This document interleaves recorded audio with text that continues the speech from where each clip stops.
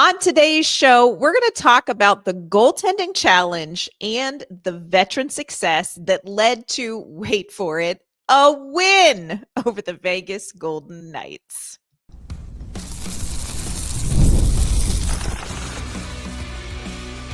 You're Locked On Predators, your daily podcast on the Nashville Predators, part of the Locked On Podcast Network, your team every day.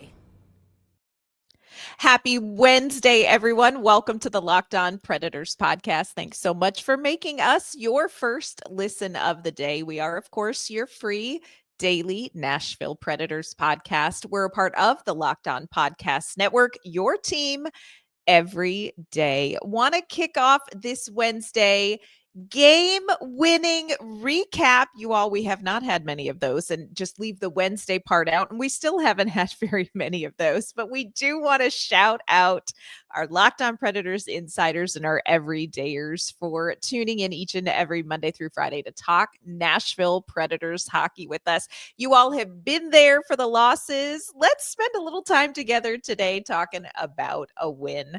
I am Ann Kimmel. I'm a writer and co-host with Penalty Box Radio. And my friends, you know I have a partner in crime.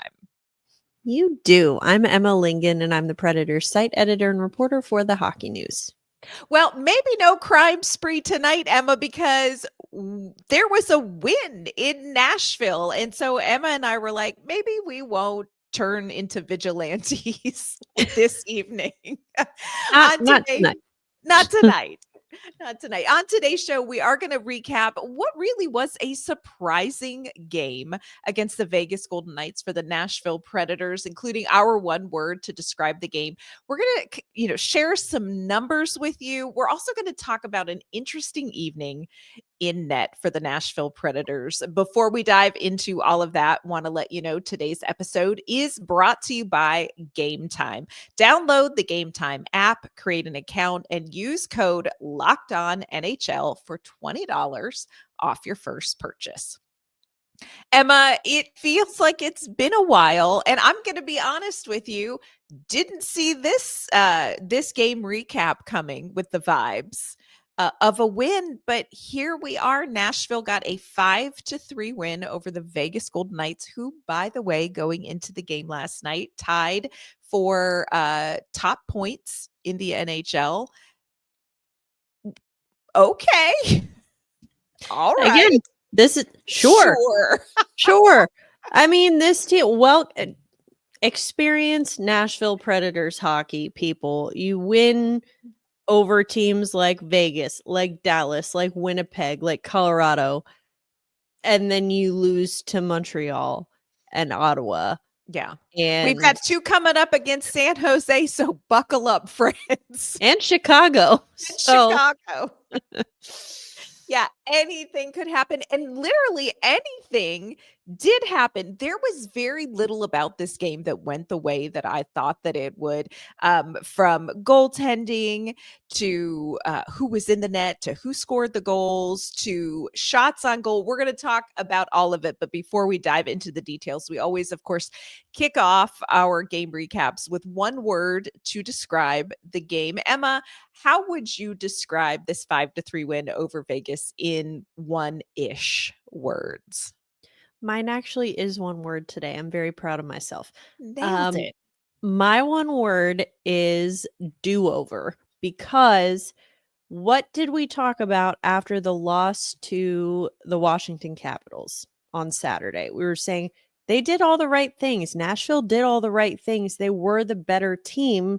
More often than not, when you play like that, you're going to win games. And that was just sort of an unlucky thing for them to lose to Washington. Now, this is what happens when, or I should say, this is what's supposed to happen when you outplay your opponent. And this is what, people were upset, understandably so, because the result wasn't there against Washington. But I'm just saying, they played against Vegas very similarly to the way that they played against Washington. This time it went their way. It was, a do-over. It was like, okay, run it back. You don't need to change much from that last game. run it back. And then we talked to the players afterwards, some of them, and I think it was Steven Stamkos who said, yeah, this kind of carried over from the game against Washington. We did a lot of the same. So Mhm. yeah, I would say it's like this is what's supposed to happen when you play like this, because it was still just like it was a weird game. It was almost like So weird. a tale of two games. I mean, the pendulum started on one side and swung completely to the other side. I mean, Nashville outshot Vegas, I think, what, 10-1, 11-1? I think it was 15-1 at one point. Yeah. I think it was Yes. 15-1 through like 25 minutes. But so I'm sorry, I should have clarified. In the first period, I think Nashville Yes. outshot Vegas 11-1. And Mhm. then in the second period, they were more or less even. I think Nashville still had the edge. It was like 10-8.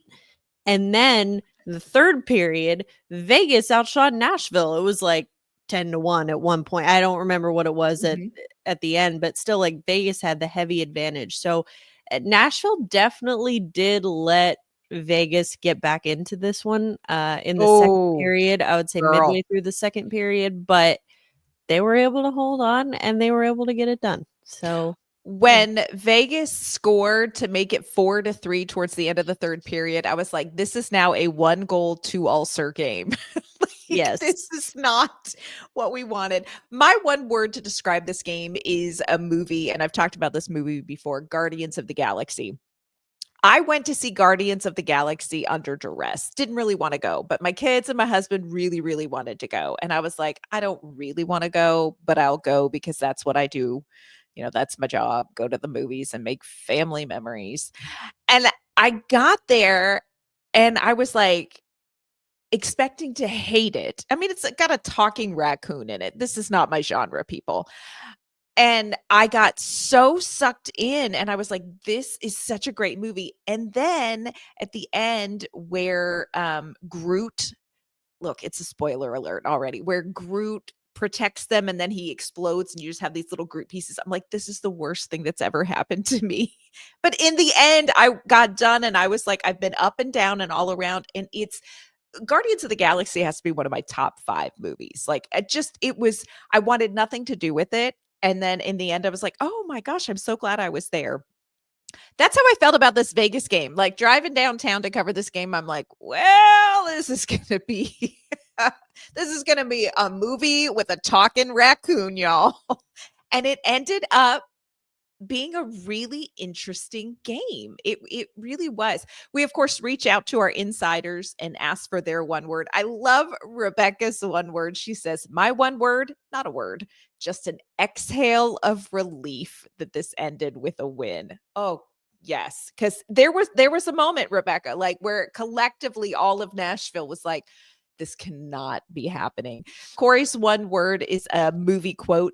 The little lights, they're not twinkling. The lights are the depth and the twinkling is scoring. We're going to talk about who did and didn't score, but Corey's on to something with that.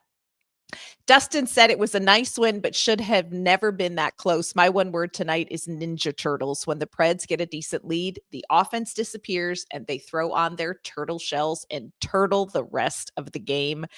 Lee's one word, ideal. Preds had some incredible stretches of the game, responded to adversity with the top opponent, and finished. So we're going to dive into some more details about this game, starting with who was in net and what an odd game it was for the goaltending. We're going to talk about that coming up.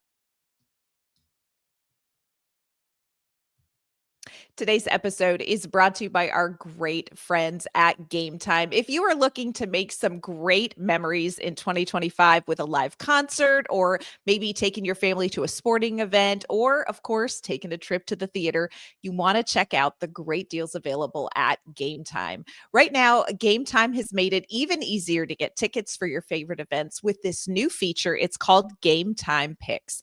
This feature is going to filter out the fluff and show you only incredible deals deals on great seats, so you're not wasting time searching through thousands and thousands of tickets. Recently, I was looking for tickets to an upcoming Predators game using the Game Time app. And with that Game Time Picks feature, I found great deals and I could even see the view from the seat before buying the tickets. The super deals were particularly impressive. They offered great seats at unbeatable prices. And when you use the app's all in pricing feature, you're going to see the total cost up front. So there were no surprise fees for me at checkout. Take the guesswork out of buying tickets with Game Time. Download the Game Time app, create an account, and use our code LOCKEDONNHL, and you're going to get $20 off your first purchase. Terms apply. Again, create an account and redeem code LOCKEDONNHL for $20 off. Download Game Time today. What time is it? Game time. All right, Emma. So we had heard at morning skate, and I have to say I was a little bit surprised by this, just kind of clarifying. UC Saros in net tonight, and Andrew Brunette said, it's going to be a Game Time decision. And we were like, is it? And it was interesting. Out to lead the Nashville Predators, young Justus Annunen, big juice, although can we just take a minute before we get to the stats? Can we take a minute, Emma, here? We need a collective workshop on what we do with Justus Annunen in net, because everybody sort of for the national anthem, how everybody usually says you see when people sing the national anthem, but there was kind of like this, like, you see. So What do we do? with the anthem, I'm gonna chalk that up to it was not one of the usual suspects not. singing the anthem. It was Miss Tennessee. I'm sorry, I don't remember her name. She sang the anthem a little bit differently, like little different inflection on some of the words and things like that. So I think it's a little harder. That could have been where the confusion was coming from. But my thing is when, in the game, when he makes a big save and no one, I have been told people have very strong feelings about this, that, juice, like that's Saros's thing. We don't want to give that to someone else. Like that's his thing. And it's like, okay, but like, that's also his nickname. It works. Yeah. Yeah, it's like you make fun of George Foreman naming all of his kids George Foreman the first, George Foreman the second, George, until you have more than one kid. And then you're like, genius. There are two goaltenders. We can use the same nickname. Like we can say Juice because Justus Annunen, that was the nickname he went by in Colorado. I feel like we need to have like some sort of community meeting about this, and we need to get this together. Sidebar. That was a sidebar. Now we'll come back to the stats. Justus Annunen, of course, got the start for Nashville against Vegas. This was so weird. Justus Annunen faced what we talked about it earlier. Like at one point the shots were 15-1, like 25 minutes into this game. Literally, I'm like, is he awake? What is he doing? And we talked to him after the game and asked him, like, what is that experience like for a goaltender when you just are not seeing the puck? It's not even like you're not making saves. It's nowhere around you. And he was saying that it's actually really difficult, that's the hardest kind of game to play. And meanwhile, I'm like, that's the goalie game I'm signing up for. That's the only game I would be a goaltender in.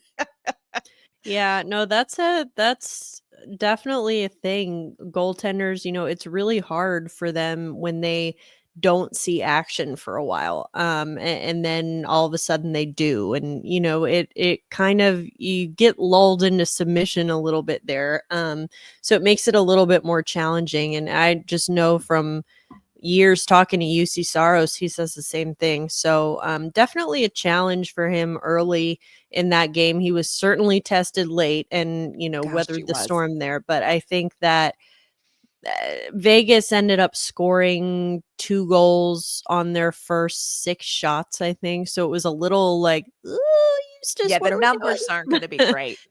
Yeah, not a banner night for the goaltending on either side, to be honest, just because of Correct. the nature of this game. It's nothing against them. It's just like the way the game went. I mean, we had a hat trick from Pavel. I don't know how to Pavel. pronounce We're Pavel. good enough friends. We can call him by his first D- name. Dorofeyev. Dorofeyev. Yeah, Yeah. sure. Pavel. Sure. Sure. Um, he for Vegas scored all 3 of their goals, so first career hat trick for him. Again, all happened late in the game. Mhm. Nashville were the Preds were the early aggressors in this one, and they did all their score. They jumped out to a 4-0 lead before Pavel scored his Mhm. first. Yeah. And so then, like you said, when they got it to 4-3, I was like, a couple of the other media members and I, we just looked at each other. We're like, they're gonna lose this game, aren't Can they? you Like, imagine? it's like mother freaking Nashville Predators are gonna lose this game. Are you Mhm. kidding? But honestly, with the way this season has gone, sure. But did not happen. That was good. Again, Steven Stamkos, 3 points, Mm. 2 goals and an assist. Philip Forsberg, what did we say? He scores in bunches. So ever Yep. since he's snapped that goal scoring drought, he's got goals in each of his last 3 games. He Yep. also had an assist. Jonathan Marchessault had an assist against his former team. Who else? Justin Barron. Justin Barron scored his first goal as a member of the Predators, and what a beauty that was. Like, It sir, was. I was not familiar with your game. I'm so sorry. Um, but yeah, I will it say was our insiders were blowing it up when Justin Barron scored. They were like, "Did you see that? That was Justin Barron." that was like, well, because it was funny because Roman Yossi was also out on the ice, and that Mhm. play that one-timer looked like a Roman Yossi-esque play. And for a split second, you're like, oh, that was Yossi. That was Mhm. Yossi because he's out there. But then you're like, wait a minute. No, Yossi was the one who passed him the puck. Who was that? And you're like, oh my God, it's Justin Barron. So congratulations to him. First goal as a member of the Predators. Definitely needed it because that proved to be the difference maker. Of course, they did add the empty netter at the end with Ryan O'Reilly, scored Mhm. like really kind of as the It clock was was like expiring. 1 second left on the clock, maybe. Yeah. Yeah. Yeah. But yeah, it was a good kind of collective effort. Again, I I don't want to be a downer because it is a win and we don't get a lot of those. Mhm. So we're gonna celebrate them when we can. But I think that the fact that just the extremes that this game saw and the Yes. way it swung so far the other way in the end of the second period and into the third, um had they not built that 4-goal cushion, Mhm. dead in the water.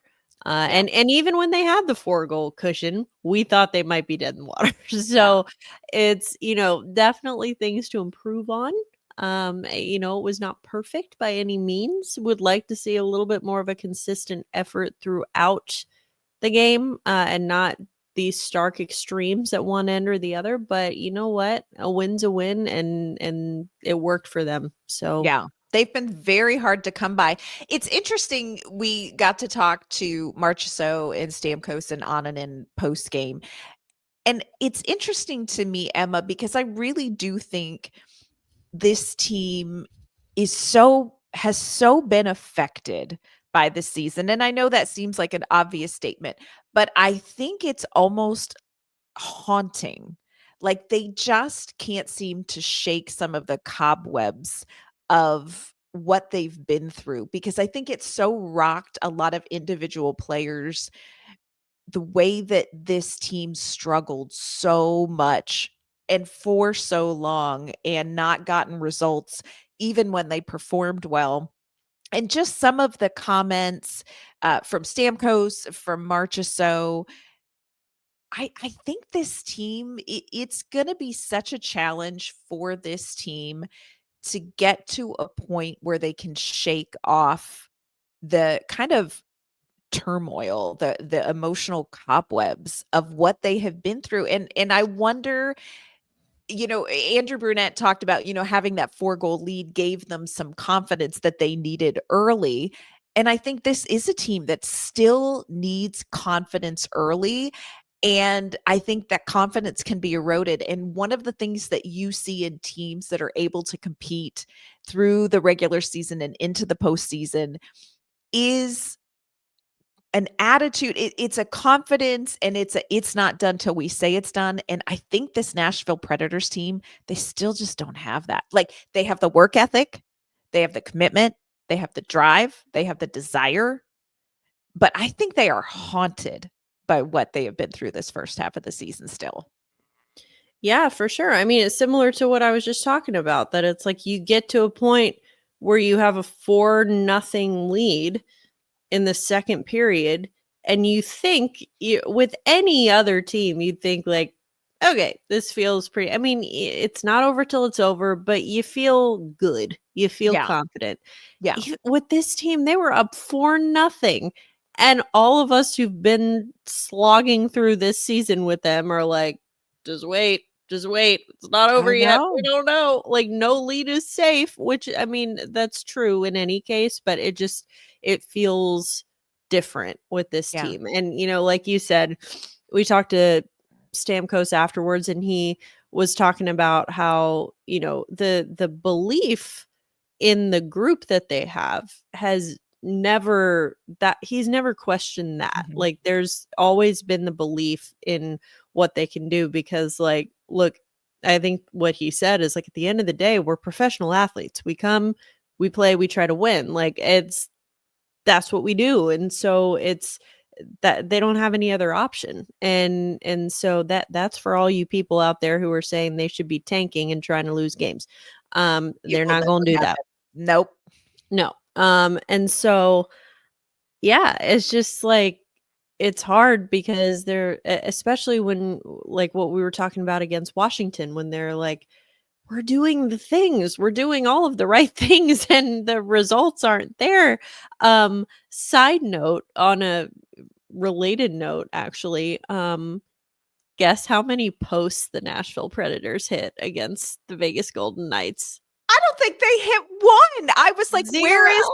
where is the sound that we're used to? Oh, the ding heard round the world. Yes, it's Mm, it's just so loud. But no, we didn't get any of those. So it was yeah. like, again, the things are happening, the bounces are going in, and they really, it wasn't just the, obviously a 4-0 lead would indicate this, but like you could tell even from the eye test, just watching this team through the first like 35 minutes of the game. I mean, they were just taking it to Vegas. Like, watching that first Yes. half of the game, you would never guess coming into it that Vegas was the best team in the Western Mhm. Conference and that Nashville is damn near the bottom. Yeah. Because they were playing the complete opposite. I mean, they were just relentless. And, again, really disciplined, managed to stay out of the penalty box for the most Ish. part, Yeah. except Vinny Steven Stamkos, Hinostroza. yeah, and Steven Stamkos went, under protest, under Yes. theater major level protest. He did not go quietly. He did not go quietly. Yes. He was not in agreement. I love what you're saying about that, because I think a lot of people would come out and say, well, Vegas just didn't play a very good game in the first 35 minutes. They weren't given the option. Nashville took the option away from Vegas to play a good game. When they gave them that option back in the third, Vegas was like, now we can show you what we're going to do.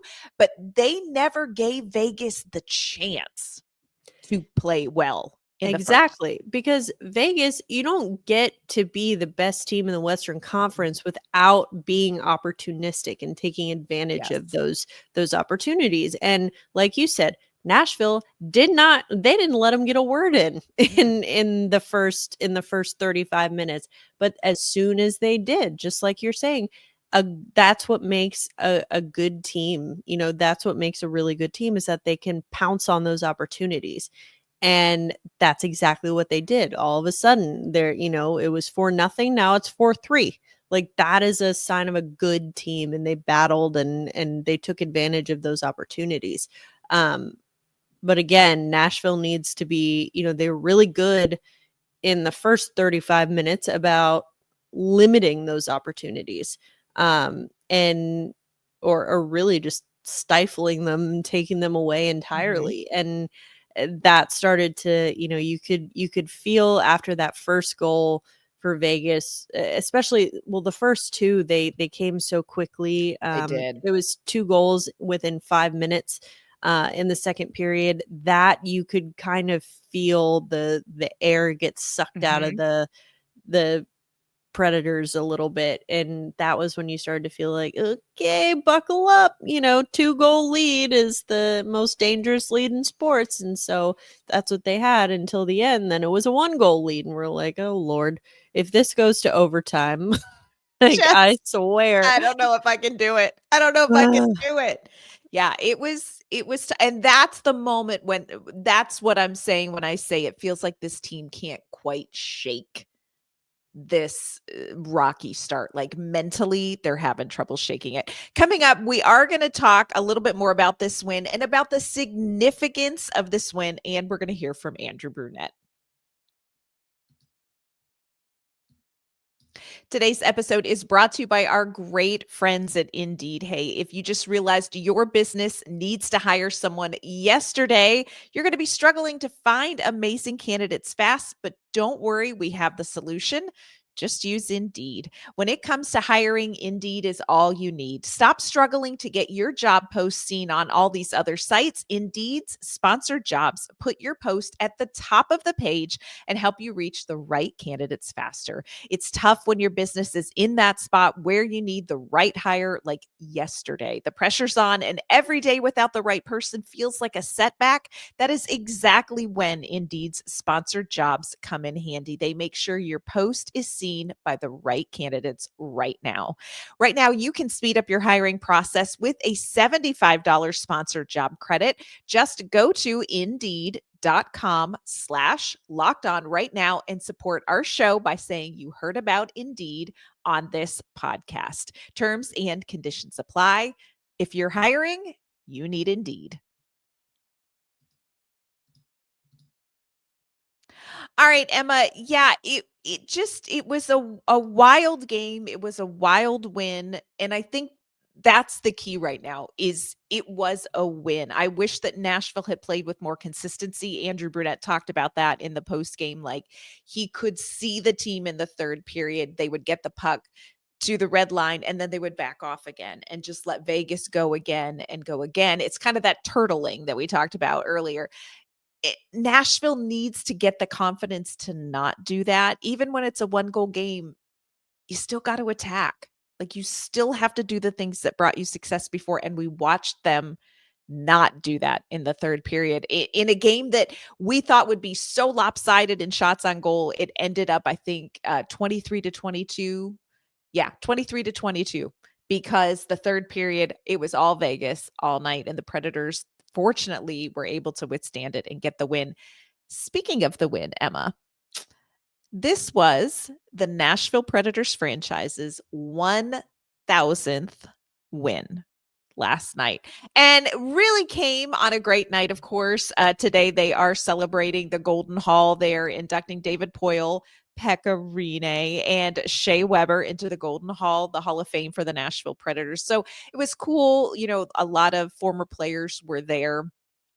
But I thought this was really interesting. We got a chance to hear from Andrew Brunette, and you have to remember, Andrew Brunette was a Nashville Predator. He was here, scored the first goal for the Predators. It wasn't a pretty one. You don't need to go back and look at it, but it counted. It was a goal. Scored the first goal, and also was here for the Predators' first win in franchise history. Now the head coach in the franchise's 1,000th win. This is what Andrew Brunette had to say about being a part of those kind of bookend milestones as a player and now as a coach. Yeah, I mean, it's really amazing actually to be part of two different big events in different ways. Didn't know it till just right now. Yeah, I've been really grateful for my career to be able to do some certain things, and that definitely is one. I mean, you go through this hockey life that I've gone through, and you sometimes you look back and every day. This year you're looking forward, but to be part of that is really special, and I think I'm very grateful for having that opportunity and the people that let me have that opportunity. So it was it couldn't have come at a better time with what's going on tomorrow with David and Pekka and Shea. I know there's a lot of alumni in the building, and I hope everybody feels a little better about the Nashville Predators tonight when we go home. I thought that was really introspective. Andrew Brunette, he's a hockey guy. But I thought that was just kind of a neat insight into his journey with the franchise and also just kind of his experience. This has been a wacky year for him as a head coach, too. So it was kind of neat to see him sort of step back a little bit tonight. Yeah, like you said, he's just a hockey guy. But that's what shows you that when he does say things like that, he's not just saying words to say them. It's like this is something, it means something to him because he's been a part of it for literally from day one. He's been a part of this. So it's there were a lot of alumni in the building, lots of people in town for the induction ceremony, which is happening today. But yeah, it was again, you feel good or feel better about the Nashville Predators, not just because of the win. I mean, the win's great, but like the way that they played, like they played a winning brand of hockey for most of the game. And, Yes. it was enough to get the win. And it was, you should feel good. You should feel better about this team. It's hard because the start of the season was what the start of the season was. And you can't really, like you said, it's like they can't seem to mentally shake it. It's still haunting them a little bit, but I think, and one win is not going to change that. It's not going to completely erase the way that the season started. And again, what Stamkos said was like, yeah, mathematically, whatever, that's not our job to worry about that. All we worry about is going out for each game, and thinking, doing our best and playing our best. And if that was their best, then, I think we should feel pretty good about it. Yeah, I would agree with that. And I think if Nashville could consistently put that style of play out on the ice for 60 minutes, 56 minutes, 44 minutes. You know what I'm saying? Like, don't do that third period thing again. But if they can put that style of play out there, and we've heard this from the players, you're going to eventually get the wins. And this was a game I don't think anybody had any expectations. You never know what can happen in hockey, but let's just be honest. I didn't drive down to Bridgestone Arena, last night thinking, man, the Nashville Predators are going to own the Vegas Golden Knights. For part of the game, they did until they didn't, but they did enough. And so I do think, you can start to feel good about it. It's going to be measured in millimeters, success for this team this season with the way that it started. And that is not what we anticipated. And so, again, you're wrestling with the difference between expectations and reality. But you look at what Nashville has coming up, just got a win against the best team in the West. They're facing Chicago. They have Minnesota on Saturday. We got lots to say about that. So do a lot of other people. That's a whole nother ball game. And then a couple games coming up against San Jose. There is an opportunity for Nashville to build on this. They've had opportunities earlier in the season to build on some wins, and they haven't necessarily been able to do it. I don't know, Emma, do you think this could be the start of something? I'm not saying we're going to the Stanley Cup playoffs. I'm not saying we're going to make it to the finals, but do you think that this is a team that at some point is going to have a turn the corner moment. I think obviously it's going to come too late, but are they going to get there?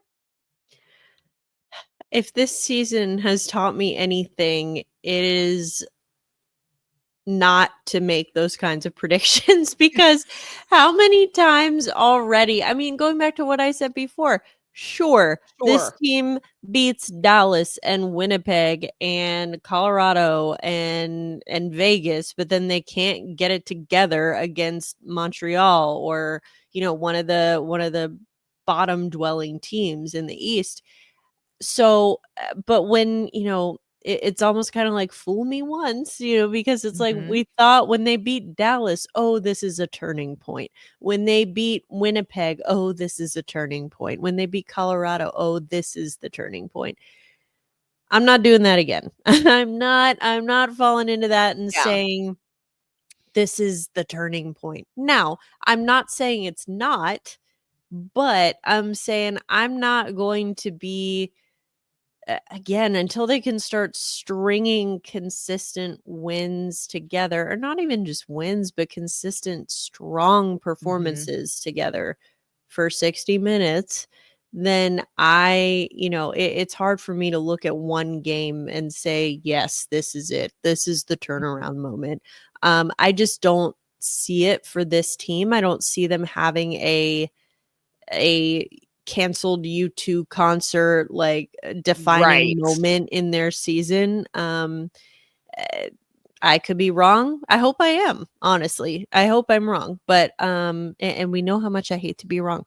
But that's where I'm at right now, is I'm like, I think it could be, Mhm. but do I think it is for sure? No. Yeah.